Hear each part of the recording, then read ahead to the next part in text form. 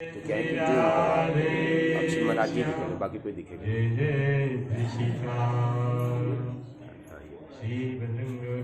और बहुत ज़्यादा है तो थोड़ा सा कम तो कर दो साथ, जैसे ये महाराज जी बगल वाले हैं। अखंड मंडलाकारं व्याप्तं येन चराचरं पूरा ही कर दो। तत्पदं दर्शितं येन तस्मै श्री गुरुवे नमः।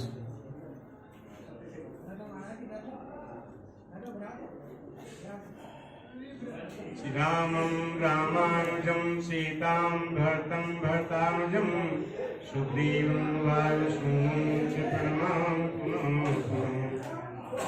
वाञ्छाकल्पतरुभ्यश्च कृपा सिन्धुभ्यो च पतितानां पावनेभ्यो श्रीवैष्णवेभ्यो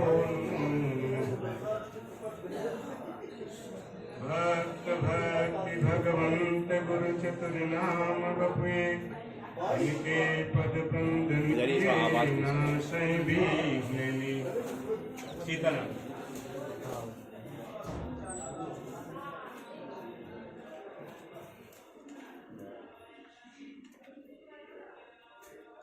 बाकी सबको बंद कर दो।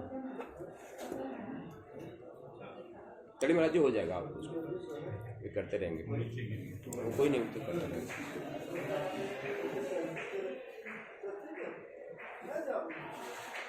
वाणी और अपने मन को पवित्र करने के लिए पहले हम लोग जो है 2 बार भगवान नाम लेंगे, उसके बाद ये भगवती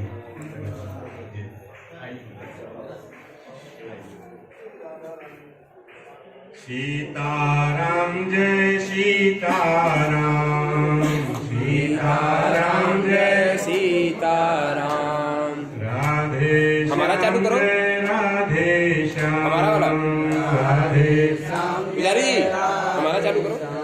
सीताराम जय सीताराम, सीताराम जय सीताराम। राधे श्याम जय राधे श्याम, राधे श्याम जय राधे श्याम। सीताराम जय सीताराम, सीताराम जय सीताराम। राधे श्याम जय राधे श्याम, राधे श्याम जय राधे श्याम। सीताराम जय सीताराम, सीताराम जय सीताराम। राधे श्याम जय राधे श्याम, राधे श्याम जय राधे श्याम। सीताराम जय सीताराम, सीताराम जय सीताराम। राधे श्याम जय राधे श्याम, राधे श्याम जय राधे श्याम। श्री राम जय राम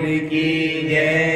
जय जय श्री राधे, जय जय जय जय श्री सीताराम। श्री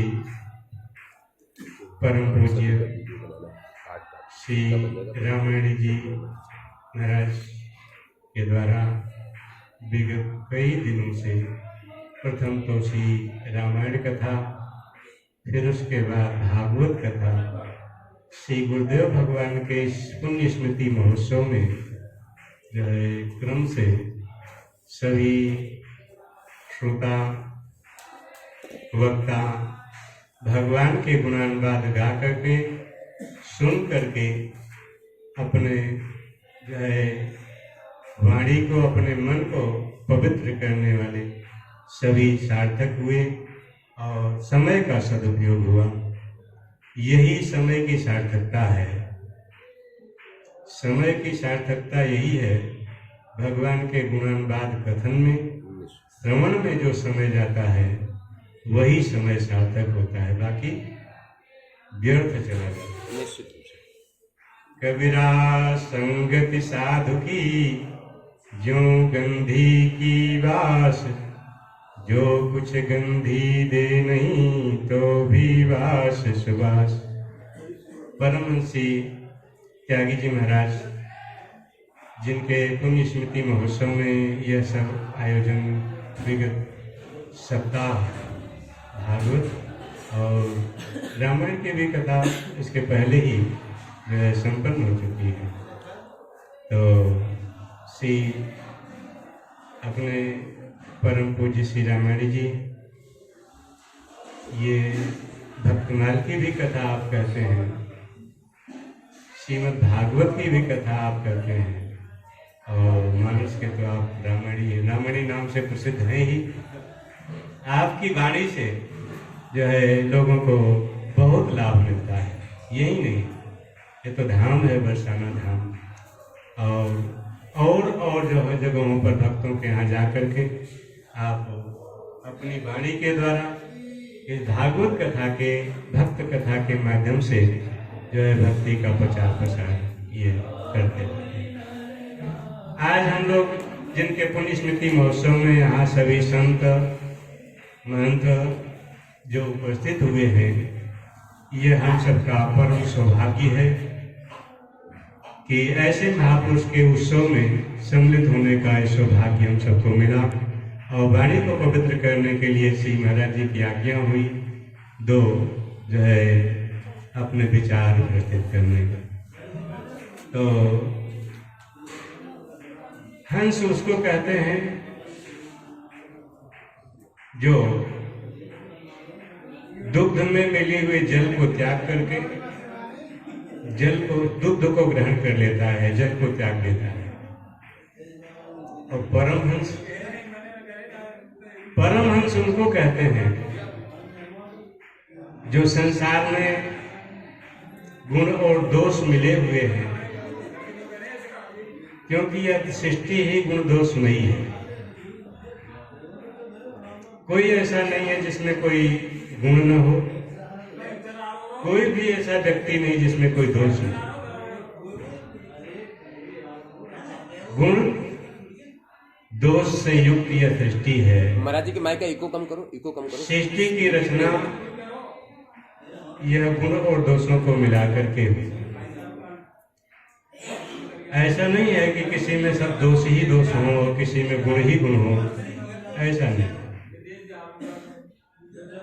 जड़ चेतन गुण दोष में विश्व कीन करतार, संत हंस गुण गहई पे परिहरि बारी विकार। गोस्वामी जी इसी को दोहा चौपाई में वर्णन किया। कहते हैं कि जड़ चेतन गुण दोष में, यह सृष्टि ही जड़ और चेतन को मिलाकर के इसकी रचना हुई है, और गुण दोष और जड़ चेतन दोनों मिलाकर के। जैसे भवन का निर्माण करना है तो उसके लिए गारा की आवश्यकता है, मिट्टी या बालू ये रख करके आप इमारत नहीं बना सकते, उसमें जल भी मिलाना पड़ेगा। जल भी मिलाना पड़ेगा, मिट्टी में जल मिलाओगे तो वो गारा तैयार होगा, फिर उसके बाद चिनाई शुरू होगी। ऐसे ये सृष्टि जो है ये गुणमयी, इसमें तीनों गुण, सतोगुण, रजोगुण और तमोगुण। तो ये गुण दोषमय सृष्टि में परमहंस जन क्या करते हैं? जो परमहंस होते हैं ये दोष युक्त जल को छोड़ करके, जो दोष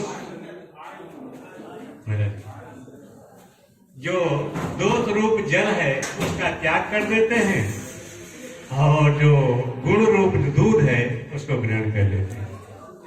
संत हंस गुण गहई परिहरि बार विकार। गुण रूपी पेय को ग्रहण करते हैं और दोष रूपी जल को त्याग देते हैं, उनको कहते हैं परमहंस।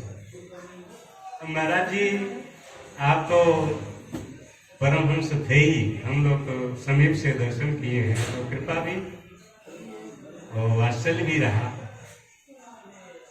यहाँ बरसाना में जब आए आप, यहाँ की नींव स्थापित करनी थी। पहले तो श्री भक्तमाली जी के यहाँ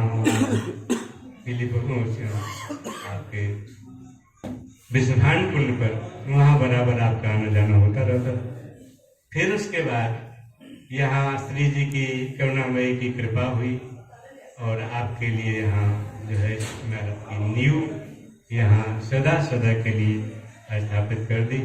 और यहाँ पर यह करुणामयी ने अपने गोद में सदा सदा के लिए विराजमान कर लिया। आज हमारे सबके बीच में श्री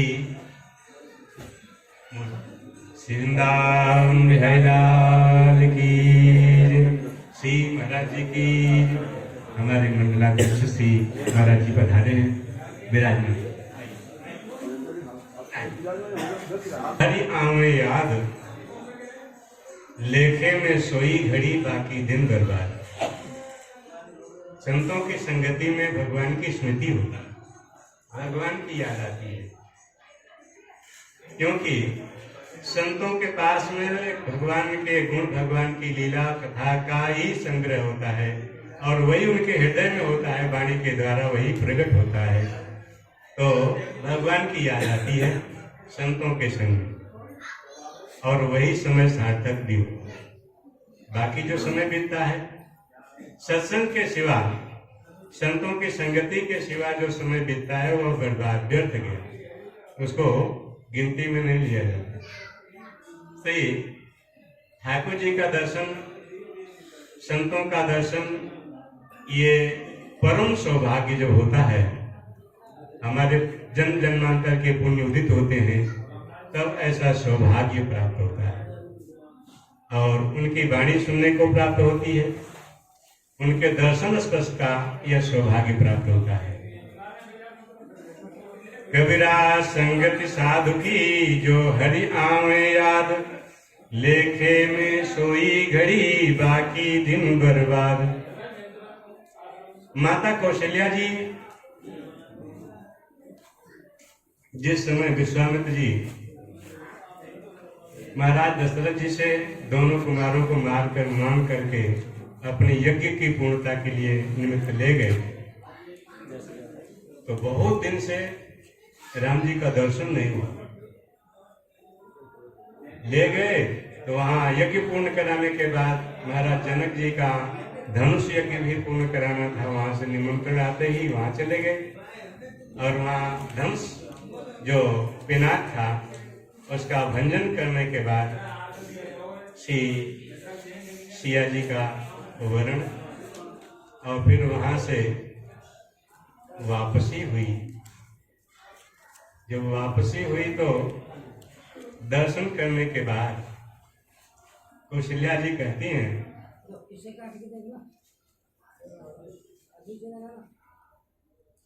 जे दिन गए तुम्हें बिन देखे,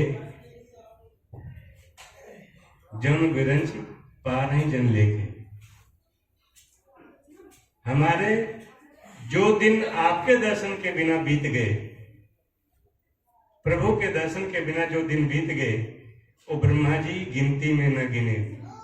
अर्थात उतना समय जो निकल गया वो व्यर्थ रहा था, तो उसको हमारी आयु में, हमारी गिनती में न गिने, ये इतना। तो भक्तजन भगवान को भी अपना जो है पुत्र बना लेते हैं, अपना स्वामी बना लेते हैं, अपना पिता बना लेते हैं। भक्तों के वात्सल्य को, भक्तों के भाव को देख करके भगवान सब कुछ बन जाते हैं, क्योंकि ये भक्त वत्सल पहला नाम है। भक्त वात्सल्य गुण के सामने जो भगवान का ब्राह्मण्य देव, आर्तहरणत्व और शरणागत रक्षकत्व गुण है, ये तीनों गुणों को पीछे कर देते हैं। कहते हैं भक्त वात्सल्य गुण, ये तीन गुण तारे। तो भगवान की कृपा से, ठाकुर जी की कृपा से ऐसा संयोग उपस्थित होता है। ऐसे महापुरुषों के दिव्य परमहंस श्री त्यागी जी महाराज के उत्सव में सम्मिलित होने का सौभाग्य प्राप्त होता है। यह संयोग जो है तभी बनता है, और ये तो कृपा जो हमारे उपस्थित संत जन, महंत जन विराजमान है, और सबसे बड़ी विशेष कृपा तो श्री धर्माणी जी महाराज, जिन्होंने महाराज जी को लक्ष्य बना करके उनके उपलक्ष्य में ये श्रीमद् भागवत सप्ताह की कथा का जो है पारायण किया, और सभी भक्त जिनके द्वारा यह संपन्न कराया गया वे भी धन्य धन्य धन्यवाद के साथ है। आज महाराज जी की पूजन जो है समाधि का पूजन हवन यह आपके द्वारा संपन्न हो रहा है। भगवान के भक्तजन एकमात्र भगवान को छोड़ करके पांचों प्रकार की मुक्तियां नहीं चाहते। ये मुक्तियों की उपेक्षा कर देते। मुक्ति निरादर भगत लुभाने, भक्ति को से लोभायमान होकर के मुक्ति का निरादर कर देते। एक बार नारद जी घूमते घूमते नंदालय में पहुंचे। ठाकुर जी बाल लीला कर रहे थे। तो बाल लीला कर रहे थे तो नंद बाबा की जो ड्योढ़ी थी ऊंची थी, और आप बाल स्वरूप में विराजमान, और ड्योढ़ी पर चढ़ने के लिए हाथ बढ़ाए। हाथ बढ़ा करके चढ़ तो गए, लेकिन जो है अब उधर भी नीचा, पीछे भी नीचा, बीच में लटक गए पेट के बल। श्री ठाकुर जी पेट के बल, अब हाथ भी नीचे जमीन पर नहीं, पांव भी नीचे जमीन पर, बीच में लटके हुए। उसी समय नारद जी पहुंचे। नारद जी देख करके हंसने लगे। पहले तो हंसे, हंसने के बाद फिर नारद जी रोना शुरू कर दिए। जब रोने लगे तो ठाकुर जी ने पूछा, नारद जी क्या बात है, आप रो क्यों रहे? बोले प्रभु रो इसलिए रहा हूं, जो मुक्त हो गए हैं उनके लिए मैं रो रहा हूं। ठाकुर जी ने कहा, जो मुक्त हो गए उनके लिए क्या रोना? जो संसार बंधन में पड़े हुए हैं, आवागमन के चक्कर में पड़े, उनके लिए रोना चाहिए। बोले नहीं प्रभु, ऐसा नहीं, उनके लिए क्या रोना? उनको तो कभी न कभी जन्म जन्मांतर में जन्म मरने के चक्कर में पड़े रहेंगे, तो कभी न कभी आपकी इस लीला का अवलोकन कर लेंगे, इस लीला का दर्शन उनको हो जाएगा। लेकिन जो मुक्त हो गए हैं उनको ये लीला कहाँ दर्शन करने को मिलेगी? जिन्होंने एक पग में ही जो है पूरा ब्रह्मलोक तक नाप लिया, भुजाओं से पूरी दिशाएं घेरी, जिनके चरण पाताल लोक तक नाप लिए, 2 पग में ही संपूर्ण जो है बलि का चल लिया, और उनके लिए ड्योढ़ी नागना, ये लीला कहाँ दर्शन कर पाएंगे जो मुक्त हो चुके हैं? तो प्रभु इसलिए मैं उन मुक्तों के लिए रो रहा हूं। कहने का तात्पर्य क्या है? कहने का भाव यह है कि भक्तजन मुक्ति नहीं चाहते। मुक्त न मांगे जन्म जन्म अवतार, मुक्ति की चाहना नहीं करते हैं। हाँ, संसार के जो बंधन है, घर परिवार माता पिता पुत्र पूजे संसारिक जो संबंध है, इनसे मुक्त होकर के ठाकुर जी के चरणों में जो संलग्न है, वे सदा ही इस लीला का दर्शन करते हैं। क्योंकि वे ठाकुर जी की लीला में, ठाकुर जी के जो है गुणों में, ठाकुर जी की कथा में जो चित्त संलग्न इनका है, वे कभी न कभी जो है ठाकुर जी की इन लीलाओं का अवलोकन, और ठाकुर जी के पार्षद ही बन जाते हैं, ठाकुर जी की लीला में सम्मिलित हो जाते हैं। जैसे कोई लीला मंडली लीला करने के लिए कहीं का विधान बना, वहां लीला करनी है, तो अपने सभी परिकरों को लेकर के वहां उपस्थित होते हैं। वैसे ही ठाकुर जी भी जब धराधाम पर अवतीर्ण होने की लीला करते हैं, अकेले नहीं आते, अपने धाम के समस्त परिकरों को लेकर के श्री धाम में अवतरित होते हैं, और परिकरों के साथ ही लीला होती है। जैसे रास मंडली वाला, रामलीला मंडली वाला अन्य किसी को उसमें सम्मिलित नहीं कर सकता, क्योंकि वो लीला कर नहीं कर पाएगा, लीला बिगड़ जाएगी।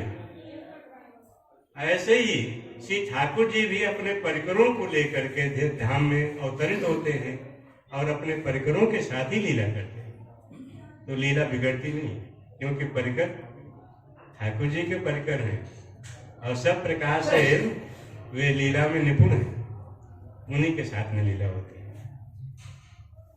तो ये लीला के परिकर बनने के लिए साधना की जाती है।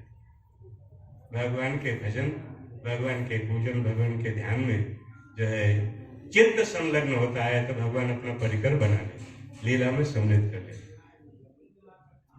और यही इसी के लिए जो है साधनाएं होती है, जीवन भर इसी के लिए साधना होती है।